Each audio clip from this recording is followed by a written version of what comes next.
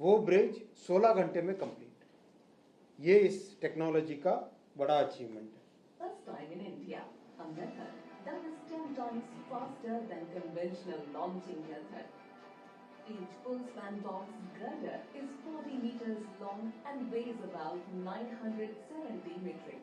करीब 50 ट्रक जितना सामान लेके जाती है उतना लोड एक अकेले इस गर्डर का है। ये जो 970 मीटर, ये एक अकेले गर्डर का, फुल स्पैन गर्डर का करीब 50 ट्रक लेके जाए सामान, उतना इसका अकेले का वजन है।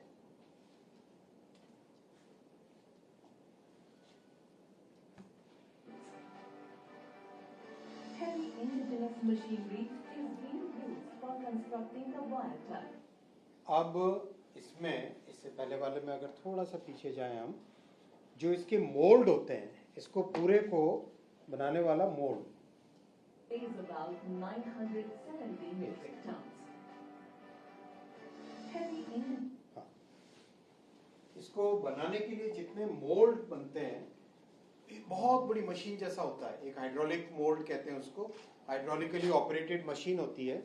मोल्ड शुरू में इंपोर्ट किए और उसके बाद में भारत के ही फैक्ट्रीज में भारत के इंजीनियर्स ने उन मोल्ड का डिज़ाइन भी पूरा का पूरा भारत में किया, और उनमें से जो मोल्ड बनाने वाले आज भारत में, उनमें से कुछ लोगों ने बाकी दूसरे प्रोजेक्ट्स के लिए एक्सपोर्ट करना भी चालू कर दिया। मतलब सोचो, इतनी कॉम्प्लेक्स टेक्नोलॉजी को एब्जॉर्ब करना, उसको आत्मसात करना, एब्जॉर्ब करने के बाद में उसको मास्टर करके स्टार्ट एक्सपोर्टिंग दैट टेक्नोलॉजी।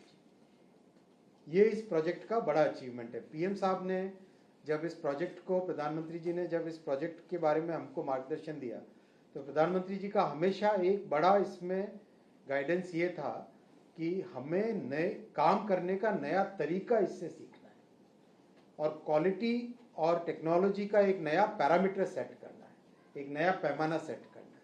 इस प्रोजेक्ट की ये बहुत बड़ा एक फैक्टर है। This machinery is being used for constructing the wire truck. The 1,100-ton capacity launching gantry lifts the girder with precision from the girder transporter and places it between two piers. With the use of full-span girder launching technology, a 40-meter अब इसमें इस technology के कारण एक चीज आप देखेंगे, नीचे ट्रैफिक चल रहा है, नीचे ट्रेन चल रही है, नीचे हाईवे है, कई ऐसी परिस्थितियां हैं, लेकिन आराम से बिना कोई सेफ्टी की रिस्क हुए काम चल जाता। अदरवाइज अगर सेगमेंटेड करते, जो कन्वेंशनल टेक्नोलॉजी थी उससे अगर करते, तो आपको ट्रैफिक कई दिनों के लिए ब्लॉक करना पड़ता, और हिंदुस्तान में ये बहुत बड़ा चैलेंज हो जाता है। ट्रैफिक को रोक नहीं सकते, ट्रेन को रोक नहीं सकते, तो हमें ऐसी टेक्नोलॉजीज को डिवाइस करना पड़ता है जिसमें ट्रैफिक भी चलता रहे, साथ ही साथ काम भी, कंस्ट्रक्शन भी होता रहे। 16 घंटे में 40 मीटर का bridge. kilometers of viaduct has been completed with more than 400,000 noise barriers installed on both sides. Overhead electrification masts have also been installed in 53 kilometers. For the first time in India, the J-slab ballastless track system is being implemented. The entire track installation process is fully mechanized. अब इसमें जब viaduct बन जाता है, तो साथ में जितने भी नॉइज बैरियर्स और OHE पोल्स जो ऊपर वायर के लिए लगेंगे, वो पोल लगाने के लिए भी टेक्नोलॉजी एकदम नई तरह की इसमें यूज की गई। ग्राउंड से पोल को लिफ्ट करके वायरडक्ट पे पहुंचाना, और वो इतनी ऊंची लिफ्ट है, इतनी पावरफुल लिफ्ट है कि वो क्रेन है कि 2-3 पोल्स को एक साथ लेके इतनी रैपिडली उसमें काम हो रहा है इस टेक्नोलॉजी के कारण। Again this is another technology which will go back to Japan. यहाँ पे डेवलप हुई है और अब जापान नेक्स्ट अपने प्रोजेक्ट में इसको यूज करेगा। इस तरह का इसमें कई सारे इनोवेशंस किए हैं। एक बहुत अच्छा इनोवेशन जापान से लेके आए, जे स्लैब ट्रैक जब बिछाना है हमें, आप देखें, आपने देखा नॉर्मली जब ट्रैक बिछाते हैं तो उसके नीचे क्या होती है, बेलास्ट होता है, गिट्टी होती है पत्थर की, वो उसको शॉक को एब्जॉर्ब करने के लिए, वाइब्रेशंस को एब्जॉर्ब करने के लिए होती है। इसमें जे स्लैब यूज किया है। जे स्लैब एक ऐसा स्ट्रक्चर है, आप समझो इस टेबल को जो हमारे देख रहे हैं, ये बीच में लाइन दिख रही है ना, इस इतना सेक्शन करीब जे स्लैब का होता है, उसके ऊपर ट्रैक को बिछाया जाता है। और ये जितना जे स्लैब बनता है वो कंप्लीट फैक्ट्री में बनता है। फैक्ट्री में बन के साइट पे लाते हैं और साइट पे लाके एक एक करके उसको मशीन्स के द्वारा बिछा देते हैं। ये जो मशीन है, और ये सारी मशीनें भारत में बनी, ये सारी मशीनें भारत में डिजाइन हुई, भारत में बनी। So far, 105 route kilometers of RC track that has been laid, while 9 route kilometers of slab have been laid and camp injected. The first tunnel crossing installation has also commenced near Surat Bullet Train Station. More than 1,000 personnel are being trained and certified by JARTS, a Japanese training and certification agency in various fields of track installation and testing technology. Bridges across the 25 rivers are progressing rapidly, with 17 already completed. In addition, 28 steel bridges are being constructed to cross highways, expressways, and railway lines along the corridor.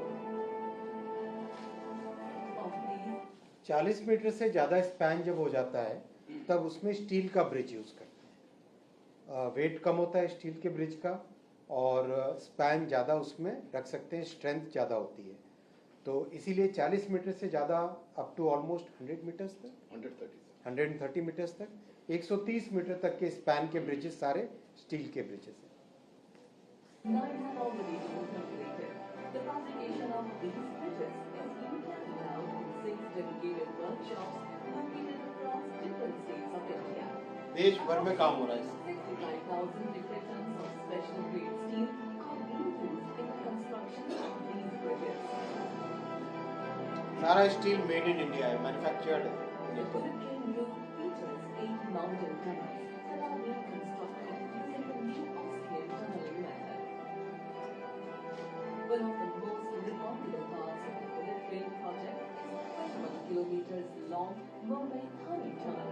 It includes a 7 kilometer section beneath Thane Creek, which is the first undersea rail tunnel in India, connecting Mumbai's Bandra Kurla complex to Sharada in Thane. This engineering marvel utilizes a geotechnique approach, the new Austrian tunneling method for 5 kilometers, which has already been achieved, and the remaining 16 kilometers through tunnel rolling machine with the largest cutter head ever used in an Indian railway project, measuring 13.6 meters. ये भारत की पहली under सी tunnel बनेगी, समुद्र के नीचे tunnel है। उसका काम भी बहुत तेजी से चल रहा है। उसका पहले सेक्शन का जो ब्रेक थ्रू हुआ था कुछ महीनों पहले, आप सब चले थे साथ में मुंबई में, तब वहाँ पे पहले सेक्शन का ब्रेक थ्रू हुआ था, और अब अंदर दूसरा कंप्लीट सारा काम उसमें चल रहा है।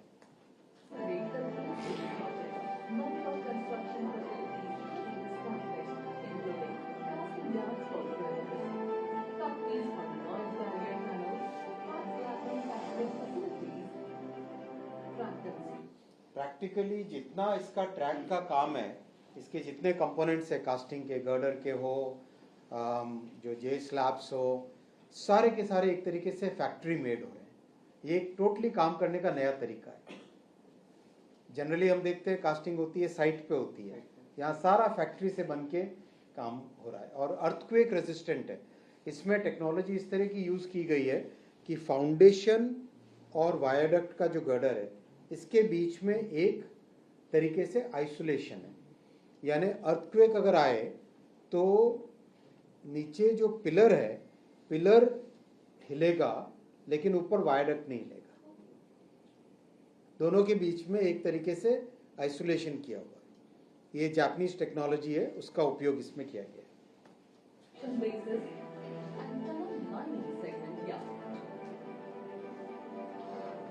Along the corridor, 3 rolling stock depots are also under construction, with work progressing at a rapid pace. 12 kilometre है per month. Each of the 12 stations, a बारह, local तेरह। bullet 12 train किलोमीटर आ रहा is है। being designed to showcase the local art and इसमें ये जो track का और वायडक्ट का और कंस्ट्रक्शन का जो पेस है 12-13 kilometre per month.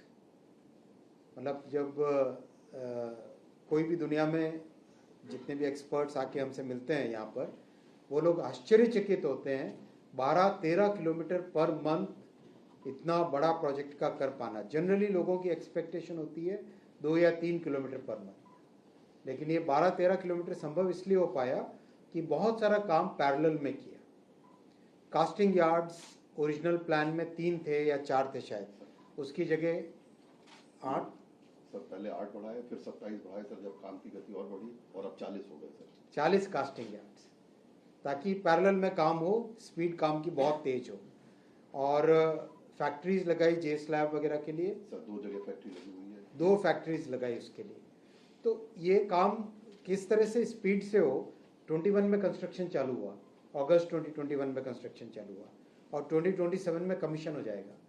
With in 6 years commission हो जाएगा। तो इतना बड़ा प्रोजेक्ट और इतने फास्ट पेस पे काम करना अपने आप में बहुत बड़ा चैलेंज था।